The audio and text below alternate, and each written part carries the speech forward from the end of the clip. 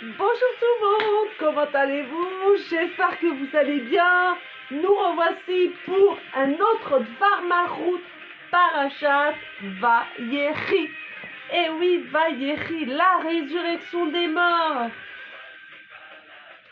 Et donc la résurrection des morts, c'est Triat Ametim évidemment. Et nous disons bien Vayechi, c'est la dernière paracha du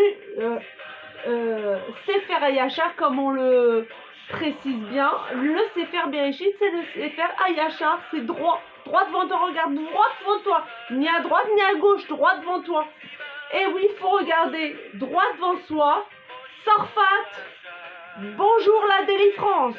Bonjour la délivrance, bonjour tout le monde. Bonjour les Bnei Israël dans le monde entier. Et nous allons commencer avec Parashat Vayechi, dernière parashat du Sefer Hayashar, c'est-à-dire le Sefer Bereshit, où nous allons proclamer Chazak Chazak, Vénis Chazek, et oui, sois fort et courageux, et que nous nous renforcions, parce que ce Shabbat on dit Yaakov Lomet, et oui, Yaakov n'est pas mort, et même si on a vu l'embaumement et tout le faste qu'ils ont fait pendant la disparition de notre ancêtre Yaakov Avinu, mais on sait que Yaakov Lomet. Nous allons commencer Dvar Malchut, et oui, l'édit royal, parce que nous sommes des princes et des princesses, et nous le valons bien. Et donc nous commençons Parashat Vayechi dans le texte. Et oui, ne nous égarons pas comme des brebis. Et oui, Chazé Shalom, ne nous égarons pas, nous sommes la dernière paracha. En plus, nous venons de passer le dit Tevet, Assyrie Shebe Assyrie. Et oui, on sait que Assyrie Shebe Assyrie, c'est Kadosh. Et oui, nous sommes un peuple saint. Mamlechet Kohanim Vegoy Kadosh. Tous les Assyries sont saints. Le Maaser, quand on donnait le Maaser au Beth Amikdash, il était sanctifié. Et oui. Donc, nous allons lire tout ça dans les détails, dans la paracha. Suivez-moi. Kochavameslati. Abonnez-vous et partagez. Et puis, c'est le but de diffuser la chassidoute. Si tu as un doute, chassidoute de la délivrance, de la France, de Tzorfat, dans le monde entier. Amen. Donc, dit Tevet, la force de vaincre l'exil. Et oui, nous avons la force et les moyens de vaincre cet exil. Et d'ailleurs, la descente en Égypte n'est que la révélation de la Géoula qui va arriver très prochainement. Les Bnei Israël ont dû descendre en Égypte pour se purifier, se travailler et polir leur midote pour pouvoir atteindre la Géoula que nous allons bientôt atteindre, nous aussi. Amen. Le livre de Bereshit est le premier et la tête de tous les livres qui le suivent. C'est là que nous est racontée la vie de nos saints patriarches, Abraham, Israël et Yaakov, desquels nous puisons notre force de servir Dieu comme il est enseigné. L'action des pères est un signe pour les enfants. On va baisser un peu la musique parce qu'on ne s'entend plus. Voilà. Oui, on a mis les 12 psukim. On sait que les 12 psukim sont un moyen d'arriver à la victoire, à la victoire finale et ultime, bien sûr, celle de dévoiler le Mashiach. Alors, du nom même de la dernière paracha du livre de Bereshit, et Yaakov est appuyé le don des patriarches, car Yaakov est le choisi d'entre tous les avots, et il entraîne l'influence de leur force pour toutes les générations à venir, et par ce fait, il continue lui-même à vivre pour l'éternité. Oui, comme je vous l'ai dit précédemment, Yaakov Lomet, Yaakov est toujours avec nous. Et d'ailleurs, si on prend le mot Nassi, Nasi qui signifie prince, le prince de nos générations. Qui est le prince de nos générations? Bien sûr, c'est le Rabbi Melech HaMashiach, comme vous pouvez le deviner. Donc, Nasi, on prend, ça fait les Rachetevot sont du mot Nasi, Yesh Nitzot Shel Yaakov Avinu. Et oui, il a un Nitzot, une étincelle de Yaakov Avinu, le prince de nos générations. C'est dans notre paracha que Yaakov bénit. Alors, d'entre tous les avodes, il entraîne l'influence de leur force pour toutes les générations à venir. Par ce fait, il continue lui-même à vivre pour l'éternité. C'est dans notre paracha que Yaakov bénit ses enfants, leur octroyant de cette manière l'obtention de toute leur force. C'est de là également que provient l'explication de nos maîtres. Notre père Yaakov n'est pas mort, car toutes ses facultés sont restées, ont été transmises aux générations à venir, et en particulier l'étude de la Torah dont Yaakov fit son occupation principale. J'espère que vous me suivez. Nous sommes dans Dvar Malchut, Tafshin Pebet, Teshnat Plaot, Bakol, Mikol, Kol. Donc, j'espère que vous êtes avec moi. On continue, on n'a pas de doute. On sait que le Mashiach est là et va nous délivrer très certainement. Et c'est la raison pour laquelle dans la fin de la paracha, nous annonçons Chazak, Razak et Nitrazek, une triple force car la paracha Vayechi, Yaakov renforce tout le peuple d'Israël. Et oui, Yaakov, le chéri de tous les patriarches, le préféré, et renforce le peuple d'Israël. Il nous reste ensuite à découvrir le lien sur cette date du 10 du mois de Tevet qui tombe ce mardi de la semaine de la paracha Vayechi. Et oui, c'est une prophétie pourtant. Il avait lu cette paracha, cette Dvar Malchut, le 10 Tevet 5552. Ils sont en pic, le temps se précise. Et ça s'est passé exactement ce mardi de cette semaine. C'est incroyable. Comme on voit, le Rabbi est un prophète Yeshnavi Israël. Si tu cherches une solution pour remplacer ton salaire, Pardon. tes revenus, mais que t'es Non, pas... on va baisser un peu. Hop. Voilà, des nigounim un peu plus calmes et posés. Et plus inspirants, on va dire. Donc, ça tombe bien. C'est le propos de notre paracha. Le jeûne du 10 Tevet a une importance particulière parmi tous les jeûnes qui ont été fixés en souvenir de la destruction du temple. Au-dessus même du 9 du mois d'Av, on le voit bien, puisque même s'il tombait un Shabbat, on se trouverait dans l'obligation de jeûner, étant donné que sur le 10 du mois de Tevet, il est dit, dans les sens de ce jour, il est dès lors obligatoire de jeûner et on ne pourra pas le repousser. Et oui, ce jeûne du 10 Tevet, même s'il tombait un Shabbat, on n'aurait pas pu le repousser tellement il est important. Il a son importance. La raison de cette loi vient du fait que lors du 10 du mois de Tevet a commencé la destruction du temple, le moment de la prise des remparts de Jérusalem. Le 17, une brèche fut faite dans les murailles. Le 9 Av, le temple était en feu. Et le 3 Tishri fut tué, le dirigeant du restant des exilés de Jérusalem, Gedalia ben Achikem. Dans cette considération, le jeûne le plus grave est bien le 10 du Tevet, de Tevet. Parce qu'en ce jour ont débuté les ennuis. Il est donc compréhensible que même par rapport aux points positifs qui existent dans chaque jeûne, le 10 Tevet possède une élévation particulière puisqu'il ouvre la porte aux autres jeûnes. Et oui, il ouvre la porte aux autres jeûnes. J'espère que vous me suivez. Nous sommes Dvar Malchut Tafshin Pebet, Parashat Vayechi, en France, la délivrance. Le prophète Yeshayahu a appelé les jours de jeûne moment propice à être Hatson. Et oui, comme on le sait, ceci parce que le jour de jeûne est un moment propice dans les veilles à la Tchouva, laquelle annule la destruction du temple et qui apporte la délivrance, comme les paroles du Rambam. La finalité d'Israël est de faire tchouva et immédiatement ils seront délivrés. C'est là l'intention des jours de jeûne. Et oui, Miyan Nigalin, quand on fait tchouva, le rabbi dit Miyan Nigalin, ça repousse et ça brûle les murs l'obscurité, les murs de l'exil, et ça précipite, à Richena, comme on dit, ça précipite la Géoula.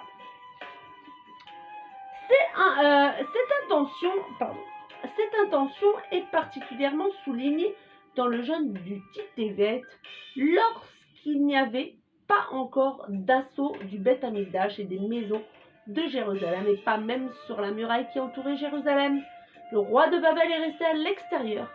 Toutefois, puisqu'il y avait malgré tout une attaque et qu'il n'était pas possible de rentrer et sortir et d'introduire de la nourriture, c'était là une situation très difficile comme on peut le comprendre. Et la réelle intention de la prise des murailles était que les enfants d'Israël s'éveillent à la tchouva dans un complet retour à Dieu et de façon immédiate afin d'empêcher la destruction du temple, et ce avant même son commencement. Nous savons que la destruction prévoit la reconstruction, donc c'est toujours la guérison. Vaut mieux prévenir que guérir. On sait que chaque problème a sa solution. Et la réelle intention de la prise des murailles était que les enfants d'Israël s'éveillent à la tchouva. Bon, je me répète, c'est pas grave, dans un complet retour à Dieu et de façon immédiate, afin d'empêcher la destruction du temple, et ce avant même son commencement. Le 10 Tevet et la terre soulignait en particulier le fait que c'est un temps propice à l'expression de la tchouva, à un tel degré qu'il n'y aura pas de destruction concrète, mais juste ce qui entraîne la teshuva, afin que Jérusalem et le temple persistent dans leur perfection initiale. J'espère que vous me suivez. De la délivrance Tafshin Pébet en France, à Paris, pour le monde entier. Nous diffusons la chassidoute, l'antiseptique de notre génération. On peut découvrir dans le dit Tevet un lien particulier entre la destruction du temple et sa reconstruction.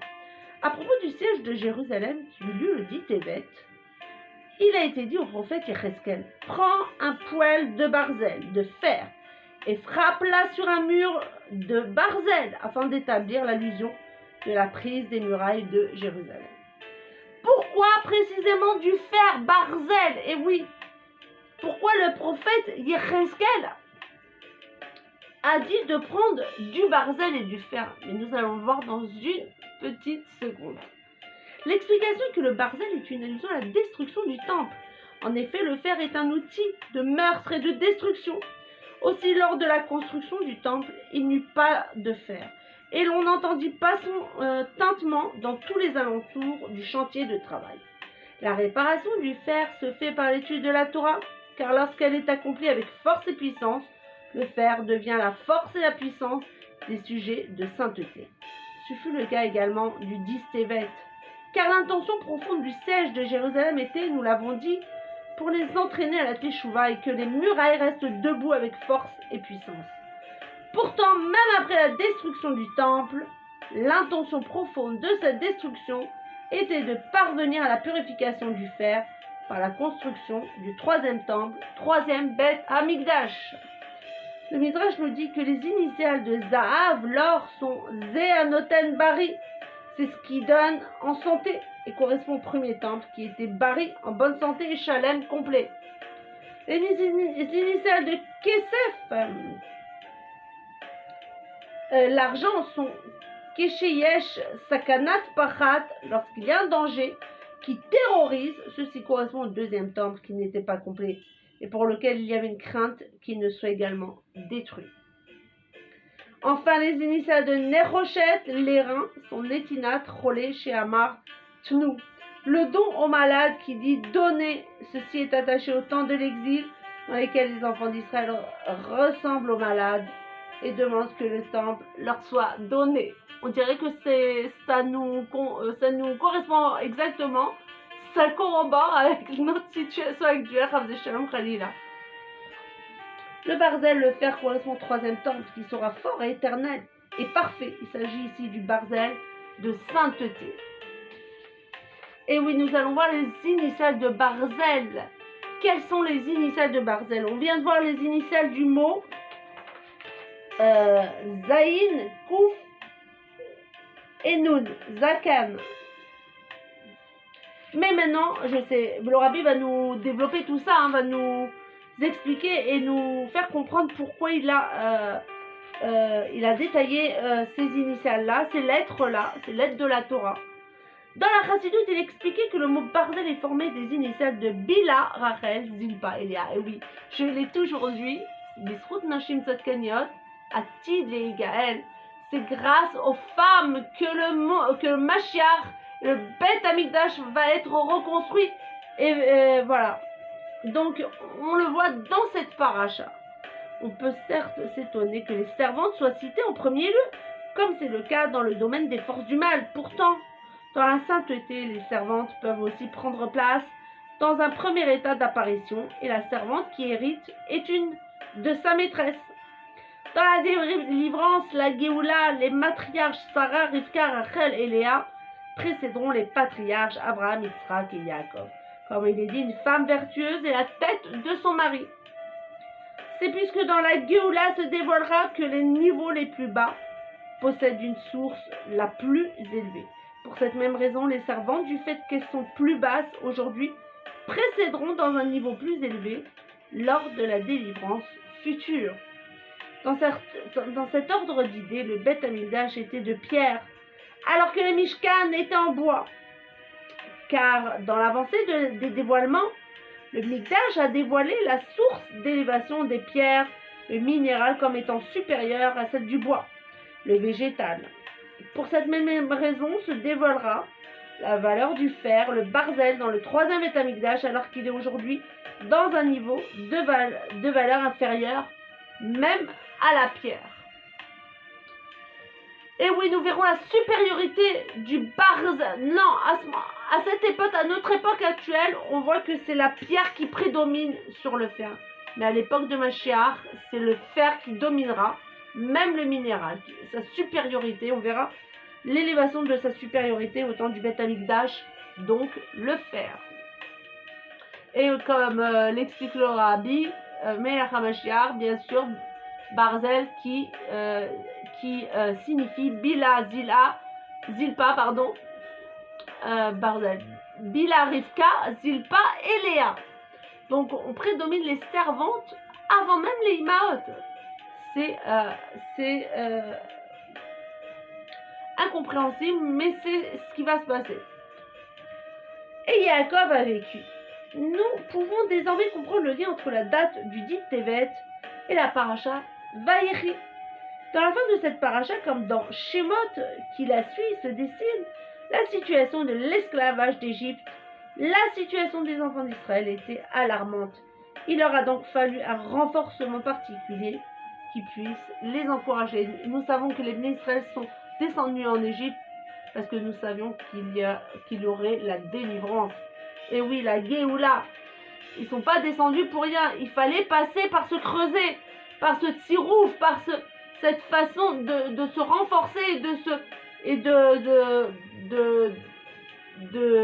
plus faire la Torah et les mitzvot et d'éclairer le monde en agrandissant la nation du peuple d'Israël, etc. Cet encouragement est venu par la force de Yaakov, lequel était vrai et éternel, ainsi que nos sages l'ont dit.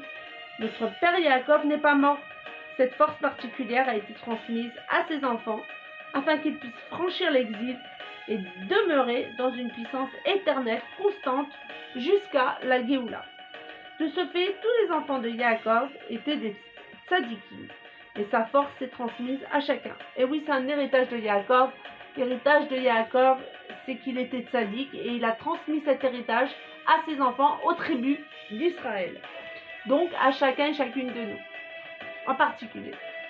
Dans l'expression Zaro Bachaim est souligné le fait que toutes les bonnes actions des enfants d'Israël pendant l'exil sont uniquement l'ensemencement qui forme l'éclosion de la délivrance complète. De ce fait, lorsqu'arrive le dit Tevet, dans lequel est souligné que la destruction du temple est l'état de l'ensemencement qui forme l'éclosion de la Géoula, nous lisons dans la paracha de Vayechi que toute la descente des enfants d'Israël en Égypte était pour ensemencer la délivrance éternelle, complète et véritable. Justement maintenant tout de suite, notre génération termine l'exil et en son sein commence la Géoula complète. Ainsi que mon beau-père, le rabbi, l'a annoncé, nous avons déjà terminé tout le travail. Et même la Teshuva a déjà été accomplie. Et tout est prêt pour le repas de la Géoula, qui sera le Léviathan, Charabar et du vin gardé Yaïn Meshumar. Les Avot, nos saints patriarches, se lèveront ensemble avec les matriarches et tous les enfants d'Israël de toutes les générations. Et tous viendront à Jérusalem et au Beth Amikdash, qui sera de barzel de fer, ainsi que nous l'avons dit, barzel de sainteté. Alors, concrètement, qu'est-ce qu'il faut faire? Qu'est-ce qu'il faut encore faire et encore rajouter? Puisque tout a déjà été terminé. Apparemment, le Mashiach ne s'est pas encore dévoilé physiquement. Alors, qu'est-ce qu'il nous faut prendre comme bonne décision pour pouvoir enclencher véritablement et concrètement la Géoula? Pour toujours, pour vous que chacun rajoute dans les mitzvot, et cela apportera la Géoula concrètement selon le décret du Rambam, qu'une seule mitzvah peut entraîner la sauvegarde du monde. Alors se rassembleront tous les enfants d'Israël du monde avec toutes les maisons de prière du monde entier, à commencer par le 770, 770, directement vers la terre d'Israël, Yerushalayim, vers le Beth Amikdash, et vers le Saint des Saints, Kodesh Kodashim, et chacun pourra dire, voilà le roi Mashiach, et voilà le Rabbi Rayat, et voilà le Saint béni soit-il, et nous fêterons tous ensemble le repas de Melavé Malka ensemble, avec le roi David, dans le Beth Amikdash. Chazak, Chazak, Benit Chazak. Donc, on se retrouvera très bientôt au Beth Amikdash avec le Rabbi à notre tête. Bimera Beyamenu. Amen. Je vous dis à bientôt. Shabbat Shalom et Mashiach now, Mashiach maintenant. À très bientôt, à la prochaine pour une autre paracha, une autre station. Au revoir.